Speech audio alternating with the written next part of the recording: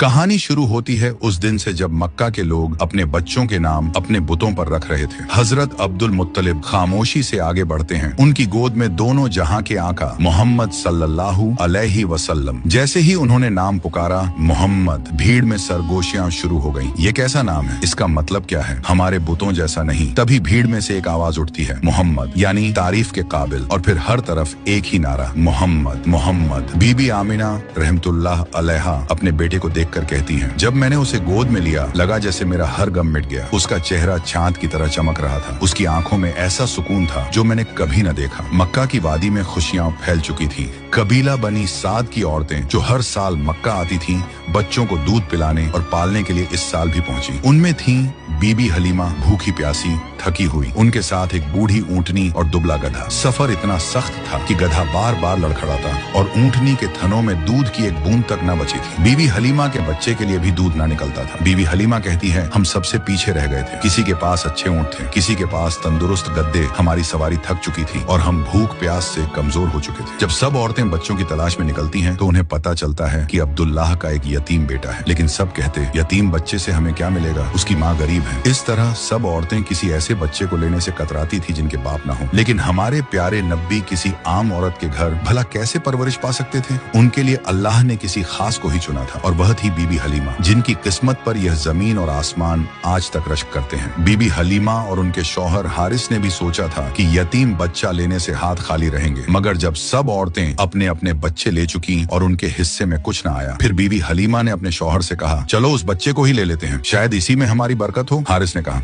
हाँ क्यों नहीं, शायद यही बच्चा हमारे नसीब बदल दे। और जब बीबी हलीमा बीबी आमिना रहमतुल्लाह अलैहा के घर पहुंची तो उन्होंने देखा गोद से नूर फूट रहा था। वो अब्दुल्लाह रजी अल्लाहु अन्हा की निशानी था, जिसकी पेशानी से रोशनी झलकती थी। उसे देखते ही बीबी हलीमा के दिल में बेपनाह मोहब्बत उतर आई। जैसे ही उन्होंने बच्चे को सीने से लगाया, उन्हें महसूस हुआ कि उनके सीने में दूध भर गया है। उनका अपना बच्चा जो रात रात भर रोता था, अब चैन की नींद सो गया। हारिस ने जब अपनी कमजोर ऊंटनी को देखा तो हैरान रह गए। अब उसके थनों से भी दूध निकल रहा था। उन्होंने पिया और ताजगी महसूस की। बीबी आमिना रहमतुल्लाह अलैहा ने अपने लाडले को प्यार से बीबी हलीमा की गोद में दे दिया और बीबी हलीमा ने मुस्कुराकर कहा, हारिस, ये बच्चा तो हमारे लिए रहमत बनकर आया है। जब बीबी हलीमा, हारिस और नन्हे मोहम्मद सल्लल्लाहु अलैहि वसल्लम गांव की ओर लौटे तो जो दुबला गधा कभी सबसे पीछे रहता था, आज सबसे आगे दौड़ रहा था। बाकी औरतें हैरानी से पूछने लगी, बीबी हलीमा, ये वही गधा है जो रास्ते में ठहर ठहर जाता था? बीबी हलीमा मुस्कुराकर बोली, ये सब उस नन्हे मेहमान की बरकत है। गाँव पहुँचते ही उनके घर की हालत बदल गई। जहाँ कभी सूखा था वहाँ हरियाली उगाई। उनकी बकरियां चरकर लौटती तो पेट भरा होता, जबकि दूसरों की बकरियां खाली पेट वापस आती। लोग पूछते,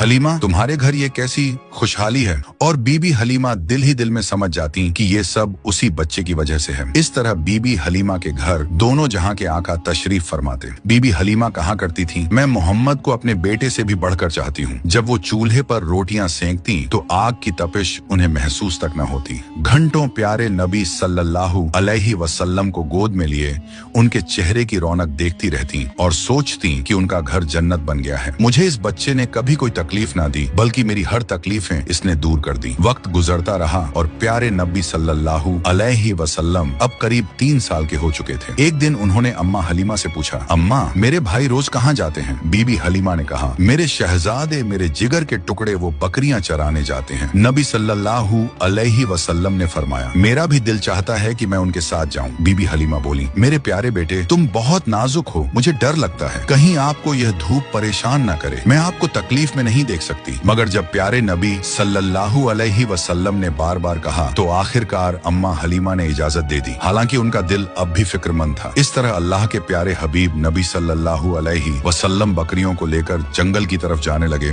और इसी तरह 4-5 दिन गुजर गए। नबी सल्लल्लाहु अलैहि वसल्लम रोज सुबह बकरियों को लेकर जंगल की ओर जाने लगे थे। मगर एक दिन बीबी हलीमा का दिल अचानक घबरा उठा। उन्होंने प्यार से कहा, मेरे लाडले, आज के बाद तुम बकरियां चराने नहीं जाओगे, मेरा दिल गवाही नहीं देता। उसी पल उनका एक बेटा दौड़ता हुआ आया और रोते रोते बोला, अम्मा, हमारी एक बकरी को जंगल का बड़ा शेर उठा ले गया। ये सुनते ही बीबी हलीमा की आंखें भर आईं। जब नन्हे मोहम्मद सल्लल्लाहु अलैहि वसल्लम ने बीबी अम्मा को परेशान देखा तो बड़े इत्मीनान से फरमाया, अम्मा, आप रोइए मत, मैं अभी जाता हूँ और बकरी वापस ले आता हूँ। बीबी हलीमा घबरा कर बोली, बेटा, वो बहुत डरावना शेर है, अब तक बकरी को खा चुका होगा, लेकिन हुजूर सल्लल्लाहु अलैहि वसल्लम ने पूरे यकीन के साथ कहा, जब मोहम्मद उससे मांगेगा तो वो इनकार नहीं करेगा। इसके बाद हुजूर सल्लल्लाहु अलैहि वसल्लम अम्मा हलीमा को साथ लेकर जंगल की तरफ चले। जंगल के बीच खड़े होकर आपने आवाज दी, ए जंगल के शेर, मेरी अम्मा हलीमा की बकरी लौटा दो। कुछ ही लम्हों में झाड़ियों से 2-3 ताकतवर शेर निकले,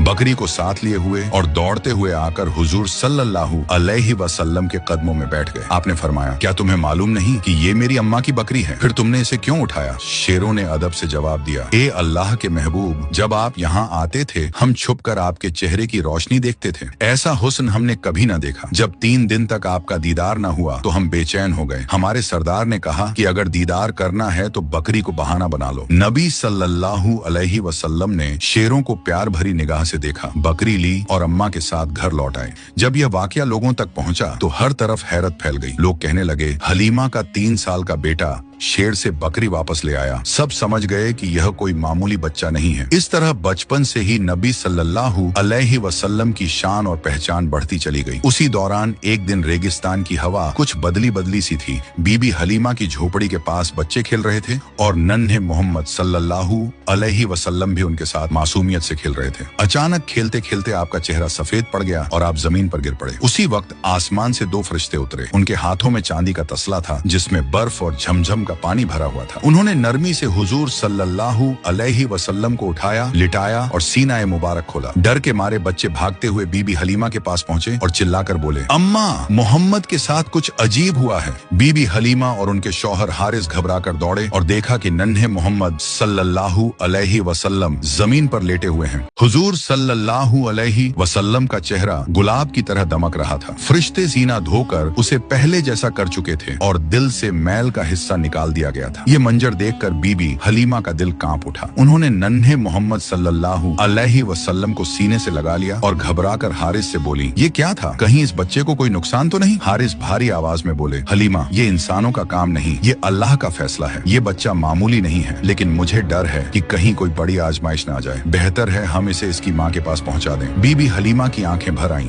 वो जानती थी कि इसी बच्चे की वजह से उनके घर में बरकत आई थी, दूध, हरियाली और खुशहाली। मगर माँ का डर मोहब्बत पर भारी पड़ गया। उन्होंने बेटे के सिर पर हाथ फेरा और कहा, चलो हारिस, मक्का लौटते हैं। सफर शुरू हुआ। रेगिस्तान की रेत पर ऊंट धीरे धीरे चलता रहा और बीबी हलीमा रास्ते भर कभी नन्हे हाथ पकड़ती, कभी सीने से लगा लेती। उनका दिल मोहब्बत और डर के बीच झूलता रहा। रात में ठंडी हवा और चमकते तारे गवाह थे कि बीबी हलीमा नींद में भी उस अमानत को सीने से लगाए रखती थी। मक्का आ गया था। शहर की गलियों में हलचल थी। बीबी हलीमा ने ऊंट को रोका, हुजूर सल्लल्लाहु अलैहि वसल्लम को हाथ से थामा और बीबी आमिना रहमतुल्लाह अलैहा के घर पहुंची। दरवाजा खटखटाया तो बीबी आमिना रहमतुल्लाह अलैहा बाहर आई। उनका चेहरा नूर से चमक रहा था। बीबी हलीमा की आंखों से आंसू बह निकले। उन्होंने कांपते लहजे में कहा, आमीना, मैं आपको आपका बेटा वापस कर रही हूँ। मैं डर गई हूँ। रेगिस्तान में उसके साथ अजीब वाकया हुआ। उसका सीना चीर दिया गया और फिर सी दिया गया। मुझे लगा कहीं कोई मुसीबत ना आ पड़े। ये बच्चा मेरे बस का नहीं है। बीबी आमिना रहमतुल्लाह अलैहा मुस्कुराई और बहुत इत्मीनान से कहा, हलीमा, जब यह मेरी पेट में था